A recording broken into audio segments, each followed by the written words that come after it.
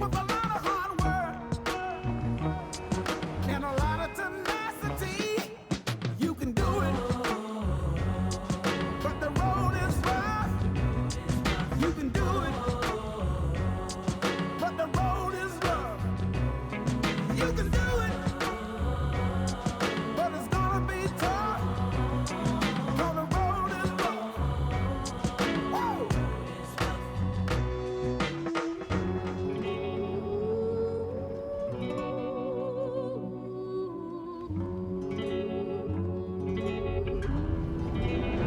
I know you can do it. The road is rough now. Get up, you can do it. The road is rough now. Get up, you can do it. It's getting just a little bit tough now. Keep on pushing, 'cause you can do it. Keep on pushing. You can do it. I know you can do it. Oh, it's getting just a little bit tough now.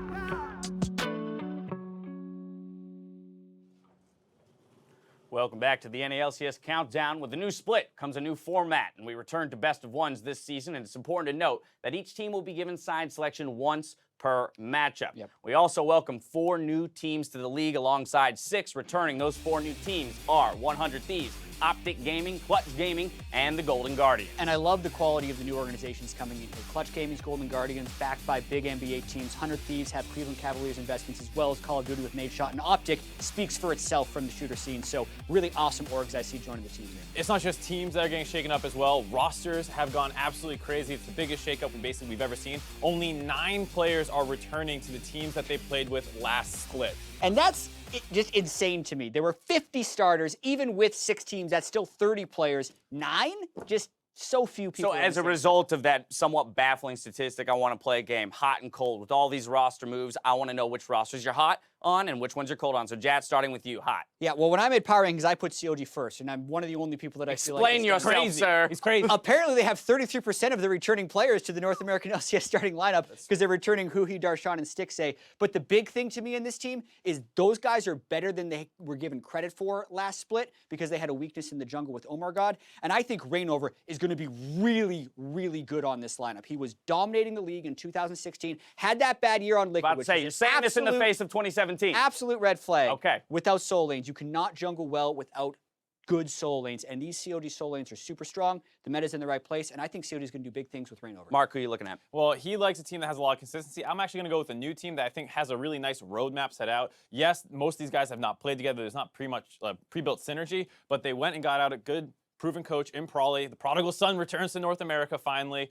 They grabbed Meteos and Ryu, who have worked, or Ryu with Prawley, Meteos and Ryu work together. Some days a huge threat in the top lane. You have a leader in the game with Afromu, hopefully. So there's already a pretty good understanding of what they want to do with this team, as well as their social media and fan engagement has been fantastic. Nate Shot has basically gone out and single-handedly built a fan base with how charismatic he is. And a team with a lot of experience, 989 combined career LCS games, is 5th. It's just behind the 4 big organizations that I'm not going to go off naming. All right, well, there you have it. Okay, so we've hit some that we're hot on. How about cold? Jat? Yeah, so right now I'm cold on Optic. Someone has to be last place, even if these guys have long-term plans. I sat down with Romain, heard about his strategy, building the roster, and it all sounds really good, but when I actually look at the way this team is going to execute in game, you see a lot of players that the last we've seen of them haven't actually looked very strong, and they're all just kind of mashed together onto this new team with a new coach in a new org. So that's too many question marks for me to rank them above some other teams. And for me, Golden Guardians, they have what I like as a foundation where now that we're in permanent partnerships, you can go for a longer term plan, which is what they're doing here. Yeah. And previously you had to worry about making it to the next split. It was do or die.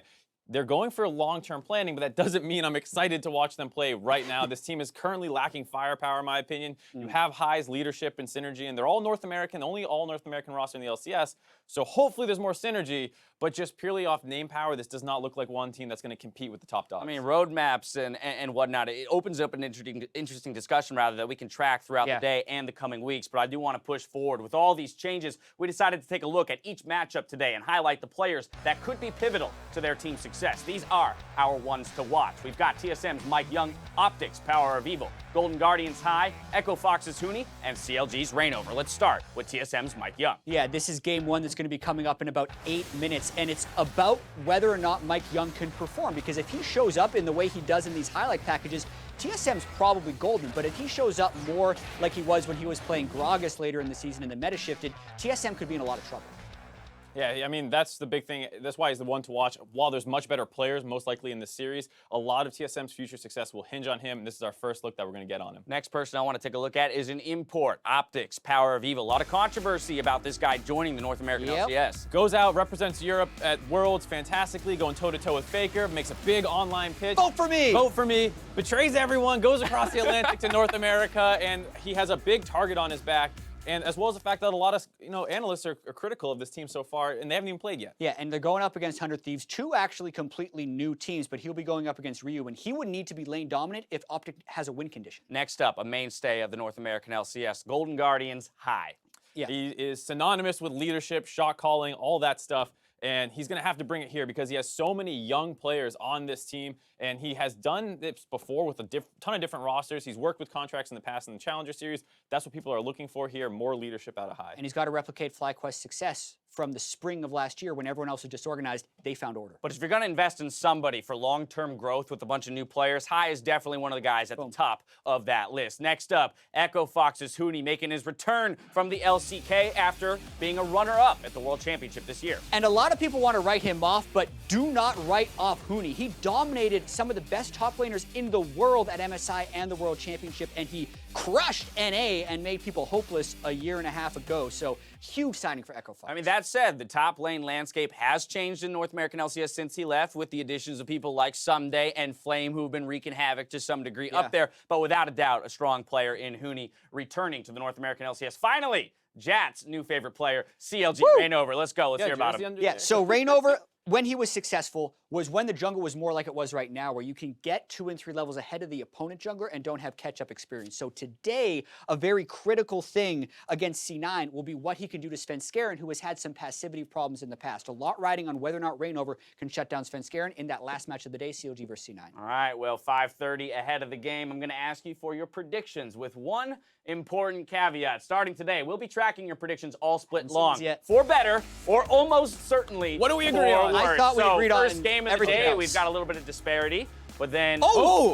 FlyQuest, you Echo can Fox. FlyQuest. Yeah. Let's talk about that one then. Let's jump into FlyQuest, Echo Fox. Defend yourselves. All right, so FlyQuest had gotten started in training a lot earlier than other teams. Their coaching staff is something that people underrate with this team, generally speaking. Yeah. Robert Yip from Immortals, Rapid Star from SKT, and previously EDG. They have a lot of success. They've been training hard, and I think that they'll start with more synergy than some of these other teams. Mark did his homework. I like it. Jat, what do you think? And what's your defense for Echo Fox? They have Huni. He's against Flame. Flame's great. But I also have to say, Echo Fox FlyQuest has 2 rookies. In your own power rankings, you put FlyQuest below Echo Fox. And not to mention, the Team Dignitas team with Adrian and Altec, they always do well at the start of splits. Yeah, you know power rankings aren't head-to-head matchups. This is I think do. it's a bad matchup for Echo Fox, where Huni's going to be going up against Flame, can't get his individual snowball off that you're going to hope in other matchups. Interestingly enough, that's our 4th game of the day. Yeah, I'll be excited to watch that one. One of you is going to be wrong. One of you is going to pull ahead in the standings. We'll see. Narrowing our focus, though, onto the first game. Let's go ahead and throw it over to Zyrene, who took a moment to speak with Team Liquid's coach. Thanks, guys. Yes, I caught up with Coach Kane just moments ago, and he was very confident about his matchup today, saying that this team was going to win, that they were definitely going to win, and that everybody's kind of focused on getting revenge for Doublelift. The 3 members of the Immortal squad aren't really focused on revenge for the finals, and Kane said that he wanted to win this for Peter. He wanted to win this one for Doublelift, and that this roster had exceeded his expectations completely. They're very experienced, and it showed in their scrims, and he couldn't be more pleased with this roster. And when I asked him about going up against TSM, what the scariest thing about them was, he needed a translator for the rest of the interview, but here he replied with one word in English, and it was nothing. Back to you guys. Nothing to fear. Is that hubris, or is that just the position that a coach needs to be in when leading into the, opening day of the entire season. I mean, even Kane, I feel like now with a really good roster has a lot to prove, because we heard a lot of talk from the Team Liquid org coming into Summer Split last year that he was a real difference maker, and they finished 9th in spring and 9th in summer. He didn't make any difference at all. So I hope that Team Liquid is able to show some results with this roster. I mean, there's confidence across the board. We saw it from both owners in that interview there. Zyrene with the words of Kane saying that there's plenty of confidence there. Doublelift in his player tribune quotes in the different, video bits that we've had of him. Tons of confidence across the board, and yet you two have split the table in your predictions. So I want to take this opportunity to look at win conditions. So Jat, defend TSM, give me their core win condition. Yeah, exactly the most important thing for them to do in this game early on in the season, where people don't actually have really strong macro decisions, is win lane, and then they win the game. And I think their roster is set up to do that if you go from top to bottom of the map. Hauntzer, Bjergsen,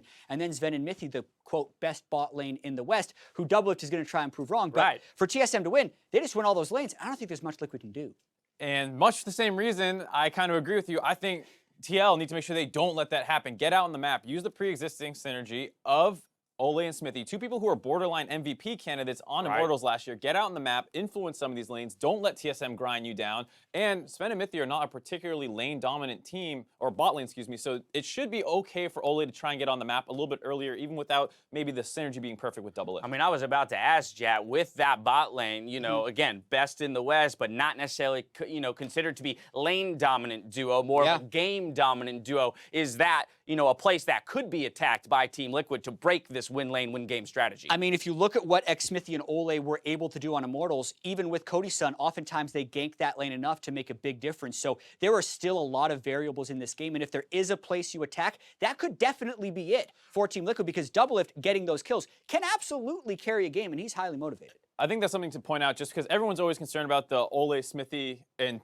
Doublelift synergy. And the thing is, while you're concerned about them having different playstyles, if they actually work really well in coordinating games with Doublelift, they can snowball even harder theoretically than they ever did with Cody's son, because Doublelift is so much more lane focused. Final point here on MikeYeung, because we didn't really talk about him too much. Obviously, if they're winning lane, that's going to give them a lot of breathing room. But for Team Liquid, again, Olleh, Xmithie, these are two very intelligent players. MikeYeung, I mean, as the rookie, as the losingest player in the North American LCS right now, what's your confidence level in his ability to deal with a near MVP in Xmithie? And what's TSM's confidence level? Right. Is he playing Nidalee or is he playing Sejuani? That's a good question. That's going to show it. Right. We had Kha'Zix, Sejuani. We got all kinds of different landscape of champions in the meta today, and we've seen examples of it throughout Korea and Europe. That's another discussion to be had as the day develops, which champions are falling into whose hands and what teams prioritize at the end of the day. That's going to do it for us here at the Dash, 30 minutes away from Game 1 of the 2018 season. Let's toss it back over to Freak and Kobe. Guys, take it away. Thank you very much, Dash. Thankfully, not 30 minutes, 20 seconds to go until Champ Select here for the first game of the North American season. I am Freak. This is Kobe. I'm hyped. I mean, this game has got even more hype than it already was coming into it, with the owners now putting $15,000 on the line for charity as well on top of it.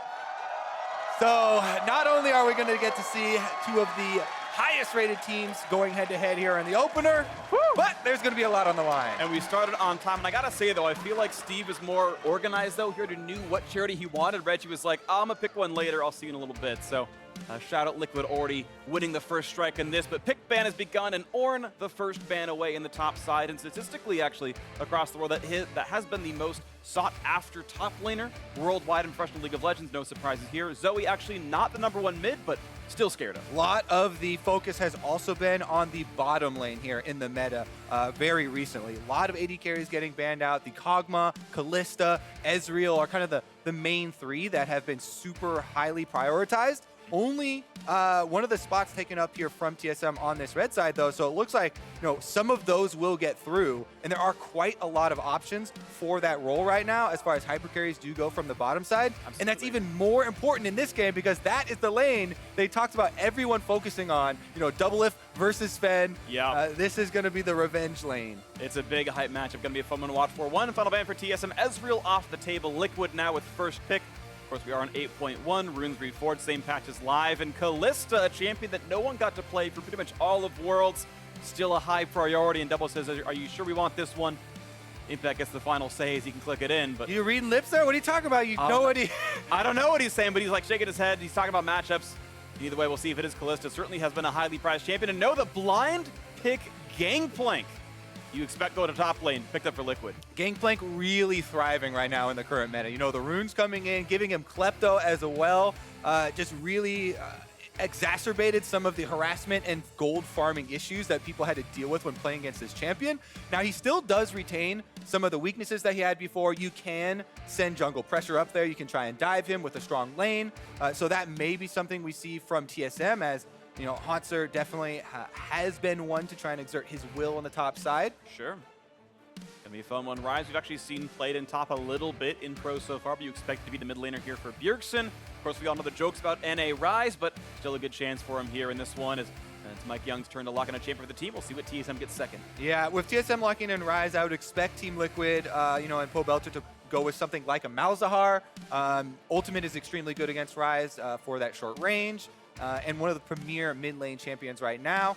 There's your answer, though, the Gnar for the Gangplank. That is super common as far as one of those matchups that we see all the time, trying to get that pressure, you know, boomerang spam from the top side. And Gnar does do a lot of things. He fills a lot of roles as far as the strategy that you are going to try and pull off later with your team. Yeah. Either split pushing, joining during those Gnar timings with the rage bar for team fighting as well.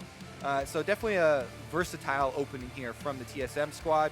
And Team Liquid, there you go. As expected, Malzahar did come in. Yeah, for the most part, these teams are picking according to essentially global pro pick rates right now. They're picking all the high-tier things that we've seen over in China, Korea, Europe, etc. And it's time for Doublelift to up champion. He's going to go for Tristana here. So Kalista, 98% presence in pro play up to this point. So far not picked. Double would rather play Tristana here. And Tristana is a slight blocker to Kalista because of the trading patterns early on in lane with, you know, the explosive shot, but it's not like a counter or something. It's not like he's blocking. You do fine. Exactly. And we know that Zven has a very long history with Kalista. And the biggest thing about Kalista to me is how she really enables the support picks. Support picks right now are primarily melee focused, big tanks, right? And Kalista is just perfect with that. You get the ultimate, you get to assist in playmaking for your support. So Zven and Mithy, one of the duos that was signed together and brought over to North America together, it seems like a dream combo for them. So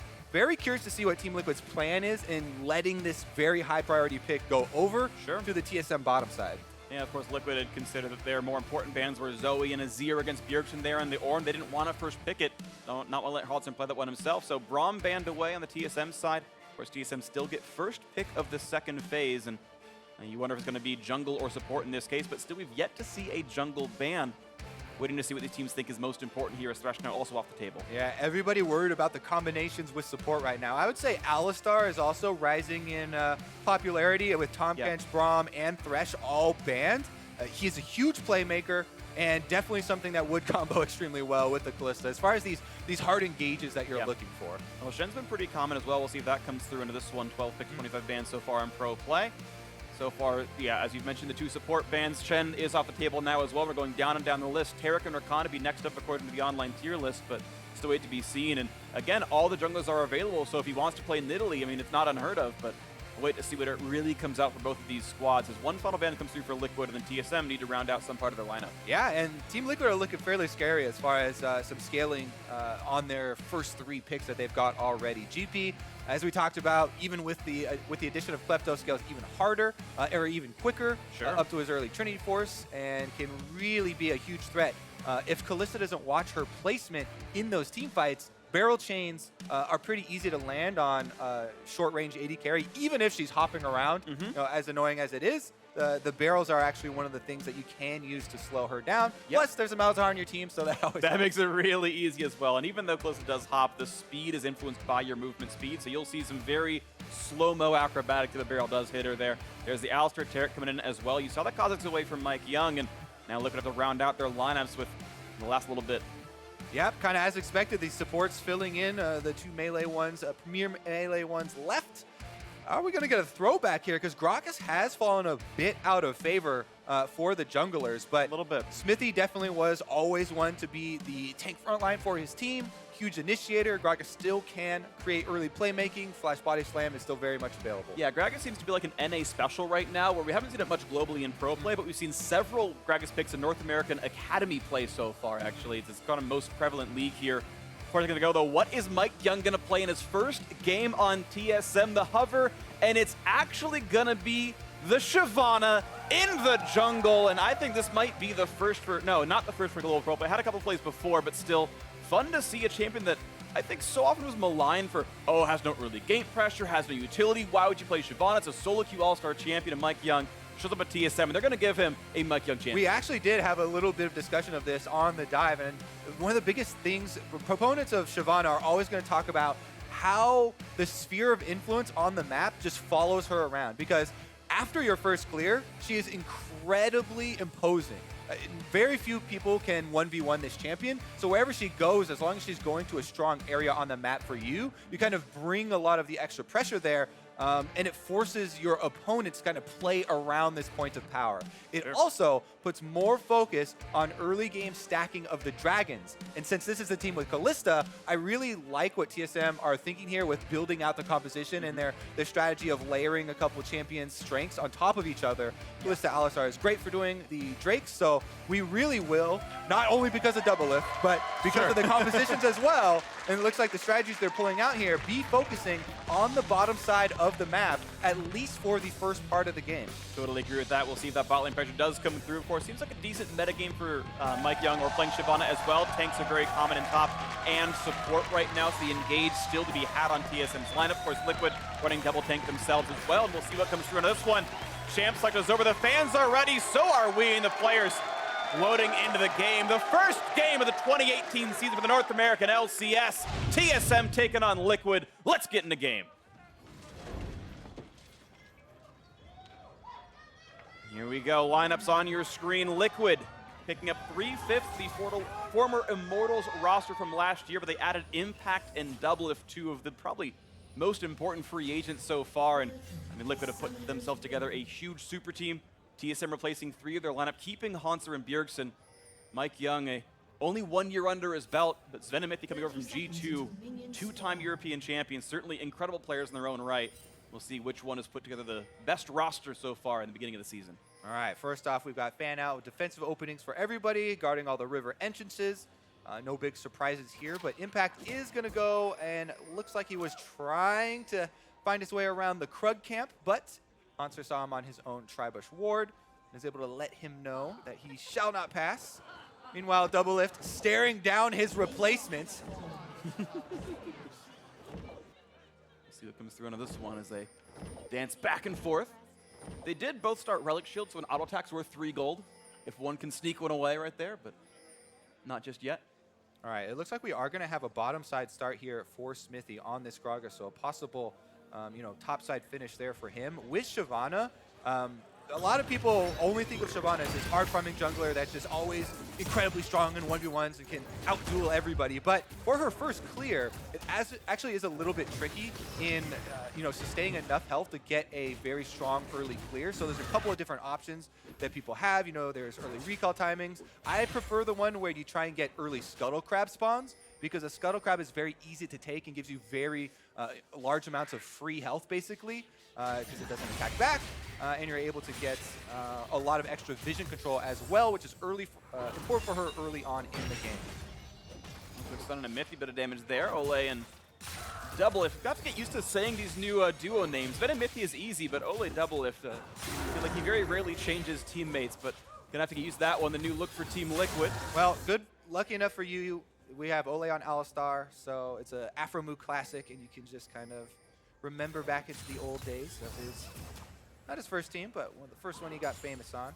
Yeah, well, right now Zven getting the push, and Olleh on this Taric gonna get himself a last hit. It's okay, I wasn't trying to call you out on it, but you got there eventually. Blue buff for Xmithie. So far not getting counter jungle, which is pretty much to expectation. No escapes for Shyvana early on in this one, but yeah, MikeYeung doing a pretty full clear, skipping Krug so far. I know you're the better jungler than me, but Shyvana seems like a decent Krug killer because she has so much magic damage. It's not too terrible, but gonna skip it on the first clear so far. Probably recall after this Romp or a Scuttle or something. Biggest thing about Krugs is they're just kind of out of the way. Yeah. First clears, we usually see people skip them, and you will oftentimes end up on the other side of the map, the other team's Krugs, to go for one of those steals.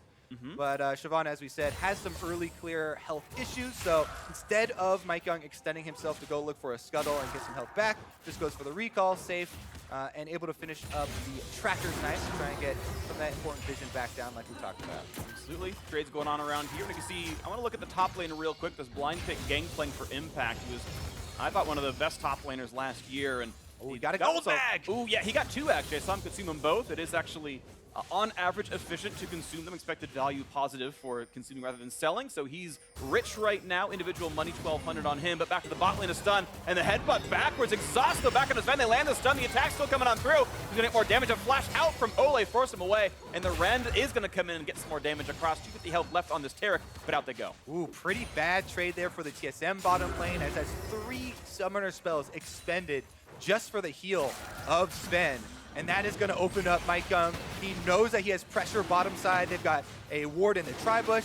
They have even a control ward here on the little pixel bush in the river. But because of that bottom lane trade, Xmithie not going to spray the plant over the dragon here. And MikeYeung will be extremely happy. If you get an early Drake, free 5 minutes on Shyvana, it is absolutely insane.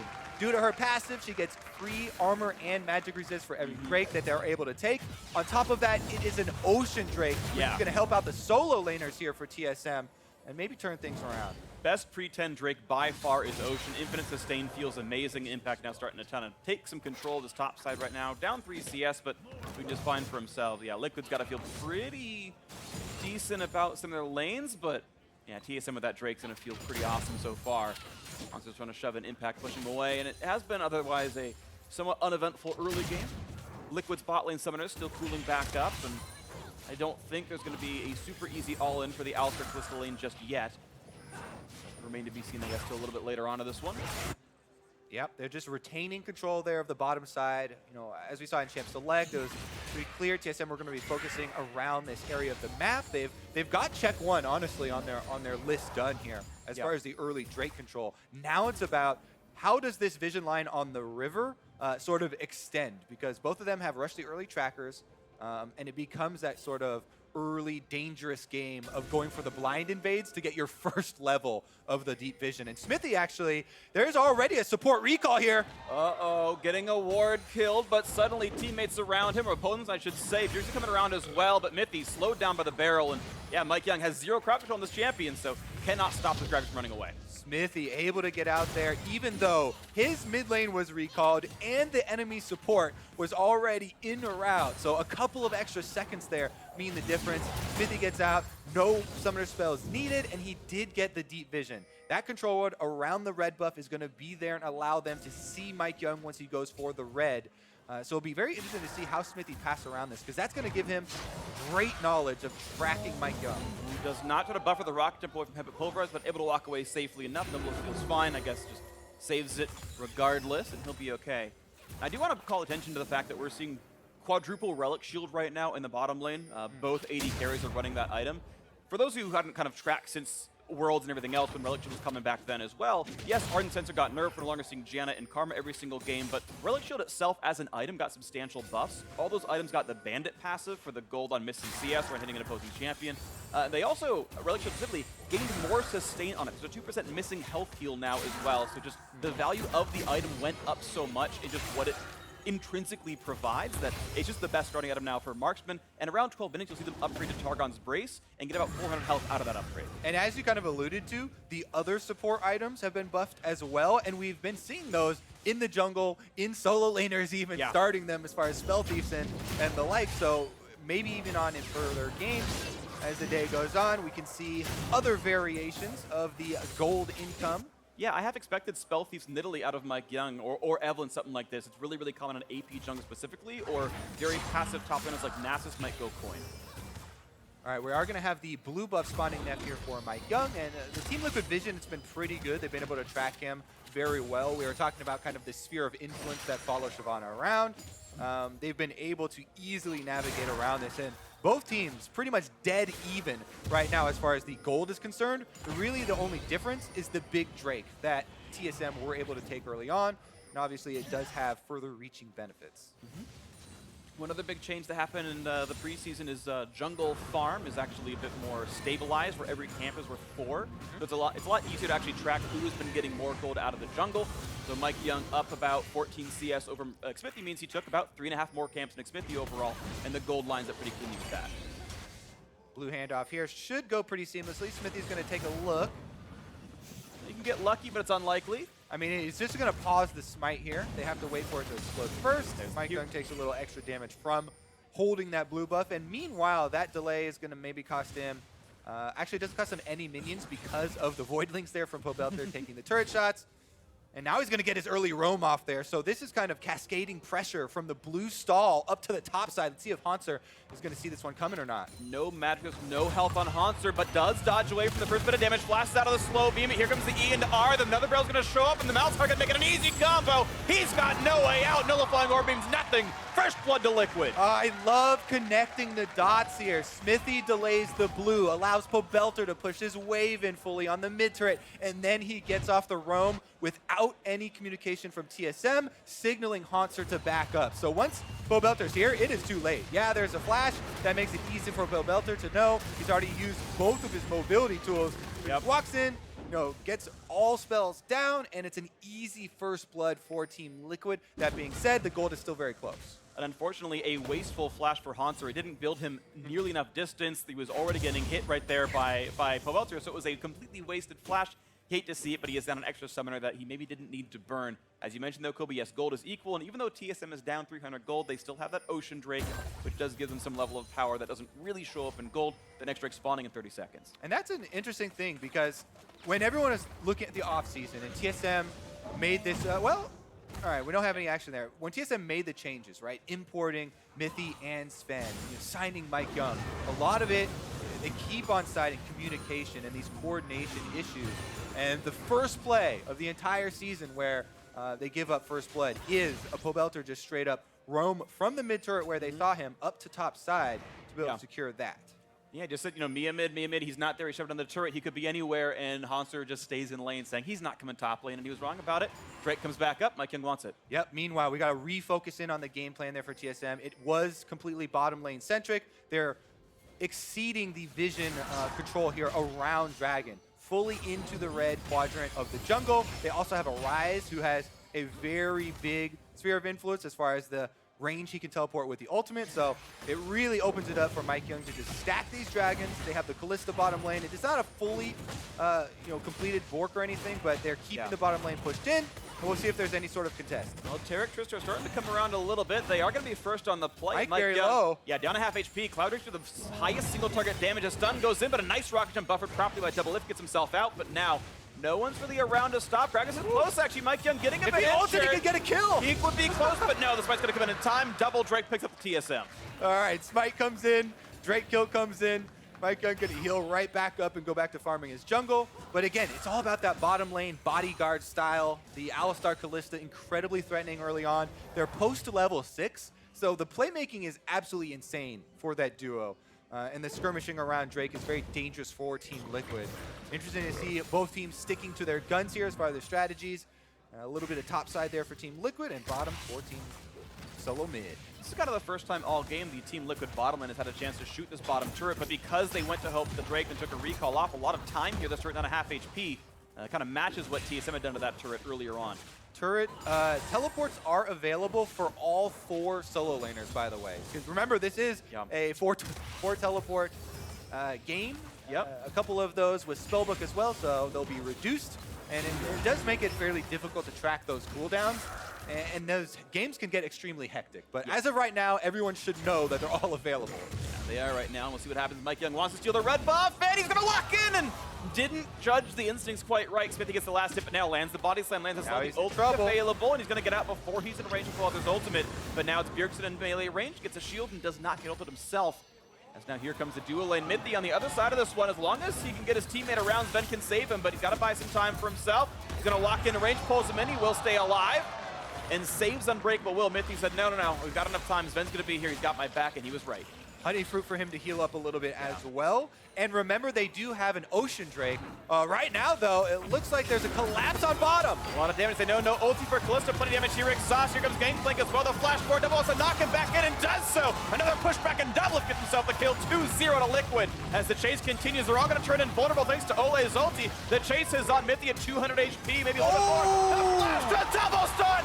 Huge plays out of the bot lane. 4 kills to Liquid. Olleh gets double stuns there. Xmithie flashes in. Doublelift flashes in.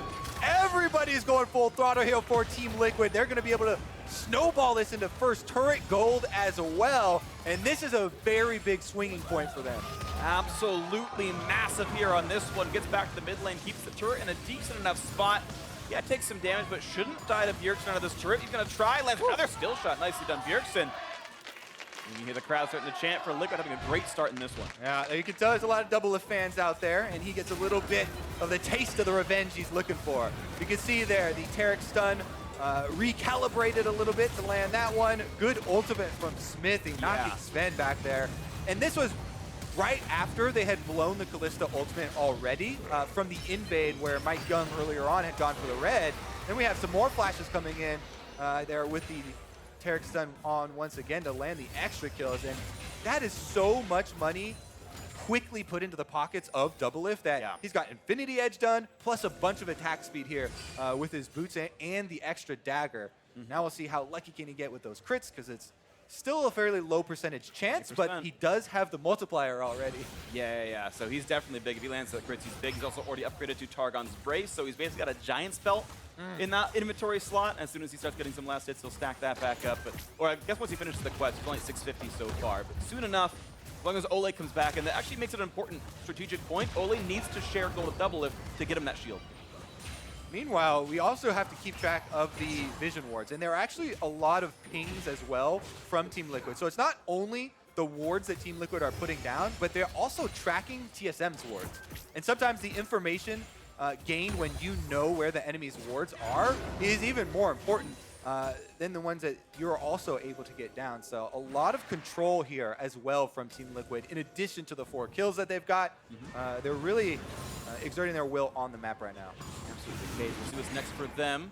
Infinite Rick spawning in 140. Of course, this Rift curled up as well for the next 4.5 minutes. See if that ends up being the eye of someone's attack. Right now, just a dual lane staying on the top side. Of course, TSM unable to answer that turret kill so far, and Hauntzer not making insane headway against Impact, but that bot turret is at about 1/3 HP, so if it does go well, he can kill it off. Okay, at half, I take that back, but and no more damage being done for a while. Impact is still safely farming, got 3 assists from that bot lane play. And there we go, Liquid continuing their map control. Pretty much unassailable Herald grab, and that should be the second turret of the game when it gets summoned. Yeah, and honestly, I actually think it'll be the third turret, because top turret is so low that the second turret, Team Liquid, should just knock it over manually, and then they can actually use the Rift Herald for mid turret, which is the hardest nut to crack, and it is honestly the most important as well. Bjergsen's been defending his mid turret extremely well, but that would be kind of the last domino here for Team Liquid to really open up those jungle invades. Yeah, so it starts to get scary as the outer turret wave will fall. As you mentioned, the second one's already gone. Bjergsen's looking for the play right now to knock down Pobelter. We have the knockup, not just getting, but with a nice knockback. Ulti's coming in, but it's a whiff right there. Air ball sent true to his name, and now out they go. Looks like it's not going to be much more of an engagement. But he pops the Zhonya's, and I'm not quite sure what he was trying to block, but either way, he did use a stopwatch and walked away. Yeah, I mean, we can always chalk it up to some people with so many actives, especially in different roles. Forget which one their stopwatch is on with all the moving around, but we'll take a look here as Rift Herald is summoned in the mid lane, and Team Liquid do reorientate. Getting pretty low. Here comes the headbutt pulverized onto 2 targets in the front line. No stun to be landed, but the turret scavenge means no defense left for TSM. The flash, ulti into the back line, looking for that kill, and they're likely to get it. Zven, not long for the world. He's going to fall down. Double getting revenge yet again in his X-team. As MikeYeung pops the hourglass, but has not a lot of time left to go. The stopwatch won't matter. MikeYeung is down. Alistar's next up. King Me, they say, looking for maybe the number 5, but not just yet. Back to the mid lane 2-2 turret, and Herald will survive to knock down yet another. Barrel chain shows up for a bit more damage. 7-0, 4-0 in turrets. And even though they gave up the first 2 dragons, there's an Infernal Drake for Team Liquid to grab on top of this giant lead that they've been able to accrue for themselves. So it looks like Doublelift won't have to wait too long to get a little taste of that revenge against his former team, because they are coming out swinging. This is one of those games where Zven and Mithy can say, hey dude, we won the laning phase, but the ganks come through. Unlucky 3v2 bot lane, but still, this fight really well done by Liquid. Definitely smooth, and you can tell the team fighting here coming in huge. They combo Malzahar ultimate to hold them in place. Taric ultimate comes down, so everybody is then invulnerable. And MikeYeung is going to get picked off as well with the extra stuns. Mithy tries to get some damage down there, but it doesn't matter because they were already tanking the turret, and Team Liquid are just steamrolling this one. Now, when they had the owners up on stage, Reginald kind of made fun of Steve there for Team Liquid starting their practice earlier, but practice makes perfect, and the practice is definitely showing here. Team Liquid, very smooth. Yeah, aside from MikeYeung, it would be a perfect game, actually, Liquid, yet to lose a champion or any turrets, but those Dragon Sneaks have done pretty well for MikeYeung, getting revenge on his champion's heritage to a certain extent. Bit of a lore dig for you guys, and you can see this bottom turret getting a little bit lower over time impact. I think it'll show up in these lanes, though, and Gangplank, with some of his new builds, has actually been getting a bit more durable. You're seeing Resolve Secondary in his runes. He's getting a Steric's Gauge second item, which got pretty substantially buffed in his melee only. Part of the reason this champion got so good, he's got a much better build pass this season. He's Rich. Super good. That's the he's part also of the rich, reason. which, yeah, okay, sure. He got helped by Runes Reforged. Obviously, there's other things going on, but that money is spent in even better items this year. Yeah, money well spent on impact there. Meanwhile, we have continued invades here. From now on, I mean, honestly, with this sort of a lead, Team Liquid get their run of the entire map. So, yep, your red buff is my red buff. Control wards all through this red quadrant. And they're even pinging on mid lane. So it looks like a two-pronged approach here while Impact just kind of holds on down bottom and continues farming up extra gold. I don't think it's interesting. Olleh is going Tear the Goddess here on Taric. I've seen it a little bit more recently, but turns out you can just spam so many of your spells because of how the passive works out. You've got mana constraints, and so even though he's less tanky, spending 350 on an item like that, it does give him better teamfight power if he stays alive. Yeah, it's something I love when Taric gets ahead or when your team gets ahead. Yeah. Because, yeah, you're getting tier and you can spam all your spells, and we did see it in Korea a decent amount, but spending that much money on a melee makes it really important. Yeah, exactly. It makes it really important that you time your ultimate well so you don't die. But since the team is so far ahead, and he has been timing his ultimates well, it's extremely powerful, because as you said, with the passive and you're getting autos off, you get to just absolutely spam your spells and keep your team very healthy. Yep. So far, life is good then for Liquid fans and the Liquid players as well, looking to start the season off alone in first place as this game concludes. Right now, it's a 6,000 gold lead, and it's not really showing many signs of slowing down. Baron is alive, spawned 45 seconds ago, and you imagine that is next up in the chopping block, the next objective for TL to control. See if they actually try and pressure around the perimeter there, or if Impact's even feeling pretty strong right now. It looks like he's going to push out Hauntzer with Doublelift trailing him. This is an interesting thing that we usually see with double solo lane teleports, but Doublelift is here on an AD carry. And he does have the jump. That's the jump. That could mean ult comes through for Impact to slow him down. He does have it available. There goes the shot. Flash. The Death's Daughter, yeah. Doublelift has red buff. He could really overextend for it and, flash heal to try and get some autos. He's going to save that for Worlds, all right? I mean, right now he's still saving his flash. Doublelift after all. Either the jokes work. Either the jokes work. It's fine. Hey, he's winning the game. I can talk smack. Right now, though, still, Bjergsen getting a little bit of alone time up there. That was a bit of a play planned out by TL. Didn't work, and it spent some of the resources. So Bjergsen getting a bit of alone time with this turret might be able to knock this one down. Yeah, part of the reason that we usually see that sort of a trailing split push play with double teleport solo laners is that the other solo laner can then teleport back to the other side of the map where the other team realizes you're weak. But because they use their AD carry, then there is this shift from Team Liquid that's a little slow. So TSM are able to get back a turret. Breaks the shield, headbutt pull, rises in, and goodbye. Yeah, I don't think he's got a way out of that one. Pobelter drops to the ground. Bjergsen gets the first kill of TSM season. Meanwhile, in the mid lane, the Doublelift and Olleh duo is pushing right up onto the turret. They won't have much time, though, because the rest of TSM, who just secured the kill onto Pobelter, are heading right back down to try and get a pick here. Let's see what they can find for themselves. Liquid are missing one player. Pobelter respawns in 23 seconds. Here comes the play. They're going to land a root on Olleh. Going to pop his open to buy a bit more time, and a nice knockback. Doublelift sends them packing. Out they go. No kills picked up. A couple of flashes used there, but they do get the escape off. TSM with a little bit of money back in their pockets. That's how you have to start a comeback. If you're going to get one, though, it's one step at a time. You get a small win, and then you cut your losses because you don't want to overextend after that. So TSM, they got a turret, and they did get one kill. However, definitely still Team Liquid in the driver's seat here. And as you kind of alluded to before, Freak, the Baron is probably going to be the next point of power. There's 50 seconds on this Drake, so they could easily clean that one up just because they don't want to kind of give anything back over to TSM. You don't want Shyvana getting any more free stats, not necessarily for the actual power of it, but then kind of move all your wards back up to that Baron side. Right. It'll be a small micro point where I agree Liquid are likely to play for Ocean Drake, but that'll mean that TSM get to take ward control over Baron when those resources are sent that way, and then Liquid will have to re-grab Baron control. It shouldn't be hard. They're winning, but it's going to be a required shift. The team with the stronger 5-on-5, which is right now Team Liquid, very clearly, gets to make those choices, right? You can give up ward control of Baron as long as you're not worried about them sneaking it, which Kalista is a possibility. But then you can easily retake it, right? Because if you move in with 5, not much they can do about it. All right, here we go, though. Scuttle is going to be taken for TSM, and the threat on taking that Baron is actually Team Liquid's. So Liquid say we're going to keep the wards where they are. We're going to go for Baron instead. If you look at the Drake, we'll do this one. They're going to pull the trigger. TP coming in, though. 4,000, 3,000. What happens? It's MikeYeung right in the middle. He's going to get jumped on dead to Malzahar. You have to believe it. Explosive cast to push him away. And now there's no chance to steal. This will be a Baron secured. No problem. You've got to believe it. As soon as this fight comes in for Xmithie, that should be a minor miracle to take it away, and it won't happen.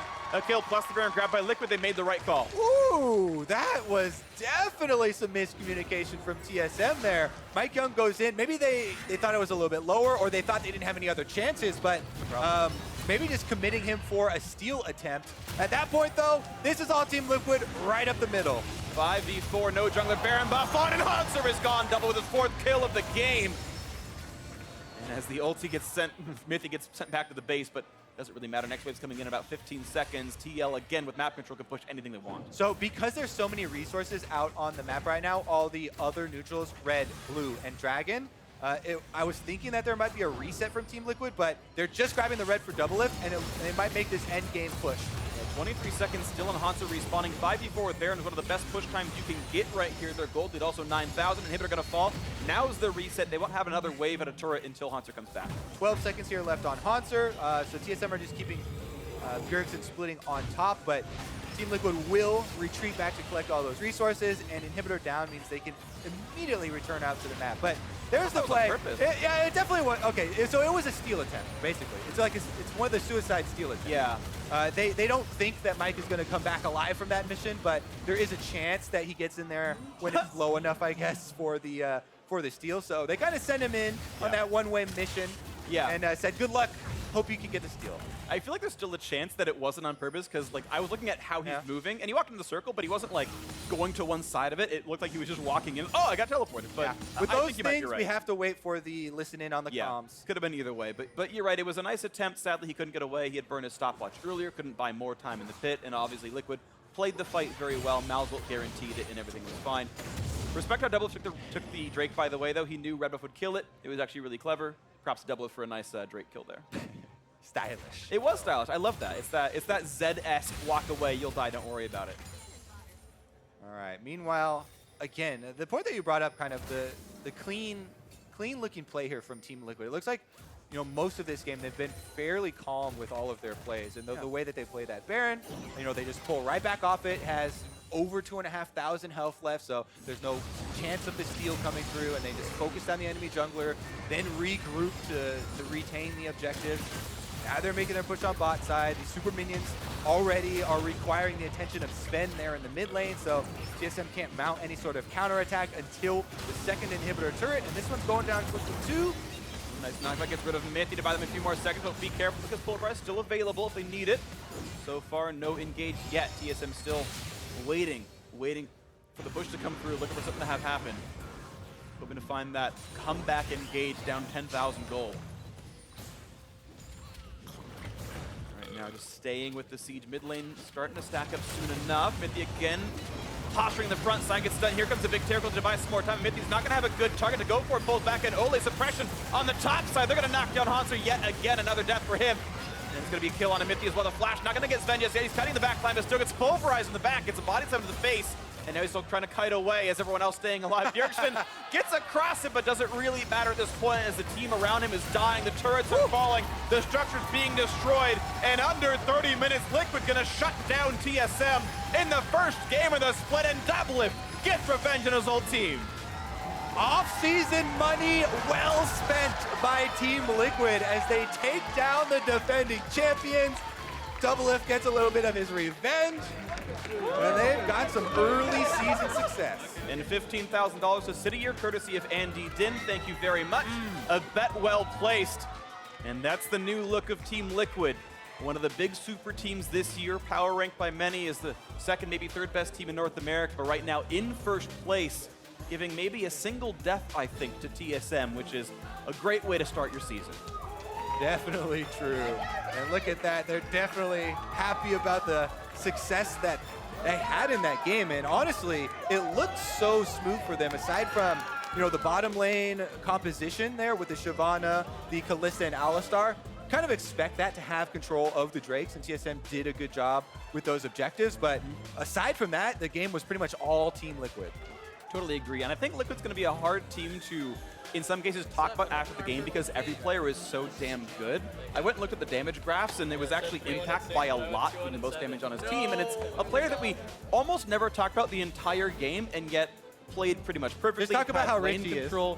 Yeah, I mean, he's super rich, had a lot of money, klept on all that stuff. But yeah, did 1 million damage, 0 deaths, had really good ults in the team fights. I thought he had just very good control, was never ganked. He actually, you know, kind of created the first blood by having the wave close to his side to allow the roam to come in. I mean, a lot of good things, even though we spoke his name maybe twice all game. This is why, on this or that, we're talking about. I expect this team to have success early on. You know, not only because they talked about starting practice early, but these are all seasoned veterans. Oh, yeah. 3 of those guys were on the CLG team that has that banner up there that won the North American LCS. Yep. And the other ones, you know, they all have synergy from Immortals, and everyone was always talking about Impact and his great communication. So it really does look like it's come together early for these guys. Yeah. Already, though, people are going to be looking towards the end, right? This roster was put together with end game goals in mind. This is a world's bound roster, right? Sure, so on both they're sides. going to be playing this. Yeah, exactly. Both of these rosters were made with that goal in mind, and it's going to be fun to track them throughout the season. It's going to be an absolute blast to see who actually ends up coming out on top. But the first match definitely went Liquid's way. Of course, if you weren't keeping up with the rules in North American LCS, it's best of ones now the season, so no rematches for a few more weeks here in this one, but we'll have more games coming up. So now to hear more about that first win of the day, let's send it down to Olleh and Doublelift from Liquid. Thanks, guys. I am here with Doublelift, victorious off of that win, beating Team Solo Mid. Now, you were very open going into this game. You wanted to take down TSM, and not only did you pretty much destroy them in the game, but you also raised $15,000 for City Year, charity of Team Liquid, straight out of Reggie's pocket. Is this win as satisfying as you thought it was going to be? Wow, I didn't even know that, but yeah, that adds icing on the cake. Honestly, yeah, it was really satisfying. I think it's really funny how Zven and Mithy say they're the gods of Europe and they're like the best in the West. And I don't know, it's just like we just absolutely murdered them. And I just think it was a really fun game. You know, like we got to play our game. And like any team I'm on, I just want us to be proactive and be aggressive. And I thought we really did a good job of that this game. Well, tell me about the new team dynamic on Team Liquid. You had your team that was ready to support you and help you in getting revenge on TSM. How does it compare to your other past teams? You know, I thought I might be alone on my quest here, but actually, because they have Song and we have 3 former Immortals players, they all want to beat their former coach too because he was pretty hard on them. So I think, yeah, this whole thing it's just been a wild ride. Like the last 2 weeks, it's been a lot of grinding and like just like so many back and forth like arguments, discussions, and like practice, like late nights, and it all paid off. So I'm just really happy right now. Great. Well, you took game 1. How are you going to ensure that you continue winning throughout the split, starting with tomorrow's game versus Optic? Ooh, you know, I actually don't really even know who's on Optic, but we're pretty focused on this match. I have no idea, but I think it'll be an easy match. There you go. Easy match. Thank you so much, Doublelift, for this interview. We're going to throw it to our friends at the State Farm analyst desk. Thank you very much, Olleh. I don't know what I'm up against, but I'm very confident going If I don't up know what against they it. are, they must not be very good. All right, I love the confidence coming out of Doublelift as they grab their first win of the season for Team Liquid. First things first here on the analyst desk, though. Jet. Yeah. The prediction for TSM. Win lane, win game. And it all went wrong. The good news for you is that at least one member of your family got this prediction correct. Kubo, Yeah. who are you going to pick? We tried this last night. He decided to go for Liquid. I had already predicted TSM on this or that. Your dog knows better. So are you telling me that had you run the dog simulation prior, you would have gone with Team Liquid? Is that the future of JAT analysis? That was pretty definitive. Is it too late to swap That's true. He permanent didn't partner? second guess himself on his choice He there. just straight to it. No, you don't want. No, this puts you ahead in the standings. Oh, that's you true. Want I don't want to go against a good root analyst. for Yeah, JAT. yeah. Okay, but here's the deal. Let's Somebody get rein him a it Team back Liquid in, jersey. and let's take a moment to remind ourselves the win conditions that you guys laid out for each of these teams. JAT, you had said win lane, win game for TSM. Mark, you said it's up to Xmithie and Olleh to disrupt that plan. Looking at champion select, the tools that TSM drafted for themselves, do you feel they drafted towards the win condition you set out for them? I think so, right? Like, we were wondering how much confidence they were going to put on MikeYeung. Were they going to put him on a tank thing? No, they put him on Shyvana, something in hard farm with. Then they also picked 3 lanes that should be able to at least win Theoretically. and generate pressure early, and got a 4-minute Ocean Drake. That was like the first 5 minutes of that game were pretty much textbook. And that is all that was in the textbook. The rest of it was just a bunch of blank pages. No, because then the textbook started reading about TL's game plan, and Xmithie held them up at the blue buff to get first blood as, Pobelter roam top, and that's the synergy that we were saying you had to worry about. All right, but at the same time, we're looking at that bot lane for Xmithie and Zven, wondering how they're going to show up, on the debut here in the NA LCS. And Mithy, a couple questionable moves, invading in on the jungle, positions himself to get taken advantage of, and that's kind of where the snowball started in favor of Team Liquid. There was a mid-jungle skirmish that was going on, and Mithy wants to roam and get involved, but he kind of gets cut off here between TL, and at this point, the mid-jungle of TSM had backed out, and he's on the wrong side of the wall. He's trying to save his resource to get over to the blast cone. Very intelligent Olleh to stop that when it forces the ultimate out of Zven, and now they're chunked out with no ults. And it's all about cascading pressure, which is what Team Liquid was really good at capitalizing on this game. They understand that there's no Kalista ultimate to save, and they just dogpile the bottom lane. TSM, again, is too late to the party. As soon as MikeYeung is there, the teleport comes in for Team Liquid. Any little thing that TSM actually did wrong, because they were playing this really slowly, was instantly punished by Team Liquid. I mean, a triple kill picked up there. Let's jump 4 minutes ahead in game time to the mid lane. The Rift Herald gets dropped. Another 3-for-0 in favor of Team Liquid about to take place. Absolutely. I mean, this is just, like Jad was saying, cascading. They already took topside. They already flipped up there, grabbed the Rift Herald, start coming down here. Great play overall by everyone to know what to do. Mithy is running forward to try and interrupt that suppression. Doublelift Buster shots him away. They just are constantly covering each other's potential weaknesses and destroying TSM. Yeah, and Doublelift just said in the interview that he wants to make sure any team he is on is proactive, and he's living up to that, right? Europe just played 10 games. They finished their week. None of those games were faster than this one, where Team Liquid beat TSM. So they're playing fast and proactive.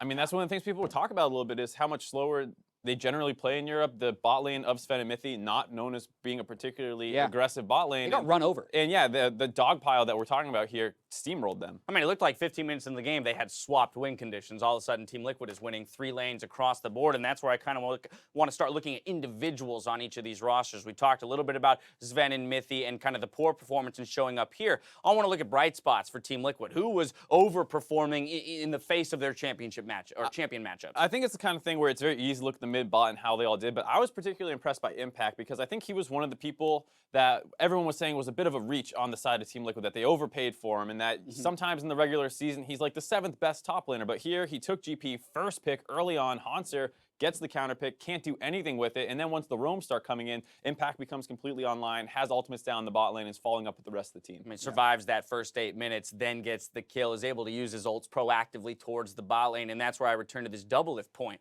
right? He's a resource-hungry guy. We've heard that from the teams that he's been on. That's not necessarily a bad thing if the team is capable of funneling those resources into you and comfortable playing with that style. But I think that's going to be the real test for Team Liquid and their development over the next 9 weeks. Exactly. When you looked at this team's roster construction, the solo laners are actually not very demanding. Impact was top dive by himself. Pobelter has never needed to call people mid. So the natural inclination is to send everything bot lane. And why it works is because all the players are very experienced doing that already. So you're not pulling resources from a top laner who wants to get ganks. It should actually work if they keep playing to this level. Now, this said, a rivalry has been born today out of the conversation between the owners and the actual results of the match. Rather, Team Liquid up 1-0. The rematch is not until week 8. for these squads. So, hey, at a glance, one game of evidence. Where is it that TSM needs to make changes in the immediacy to get better as a squad based on this game? So I can imagine a lot of TSM fans freaking out after this game because you could remove the nameplates and just like TSM AD carry, TSM jungler. Right. It's the same team that they just blew apart from Worlds that played in that game. They had okay lanes where they're up in CS, and then they didn't do anything. They just waited for the other team to start beating them, and they have to fix that fast. Not that much practice. It's one game in 18, but it's very similar to how they exited and ended last year. I mean, I would imagine you're looking at a player like Mithy to kind of shore up those weaknesses. If I'm looking for a leader on TSM, obviously Bjergsen comes to mind. He's been a mainstay of the team and the roster, or the org rather, for quite some time. But Mithy is one of those guys I'm looking at to become an in-game leader and help propel MikeYeung to a higher level of play. It's just obviously not quite there yet. And I think this is what people were saying with TSM initially. I think a lot of people are not ready to be like, TSM is no longer potentially going to be the best team in the league by week 8 or week 9. It's that they have to build that synergy. Song will have to work with them. Yep. Zven and Mithy, you need to remember, got 3 sums out for 4 minutes into the game off a good trade. It wasn't like they got rolled just by Doublelift and Olleh. It was the team synergy that was pre-built from taking all these Immortals members. Yeah, there were always more Immortals people there when, or sorry, Immortals people. Team Liquid. There were more Immortals players in the bottom lane. Also, Team Liquid players in the bottom lane during any play where Doublelift and Olleh were getting an advantage. These roster moves are going to play tricks on our heads for the first couple weeks here until we get the roster straight. Coming up next, we've got 2 teams making their League of Legends debut. After the break, 100 Thieves takes on Optic Gaming. Don't miss it.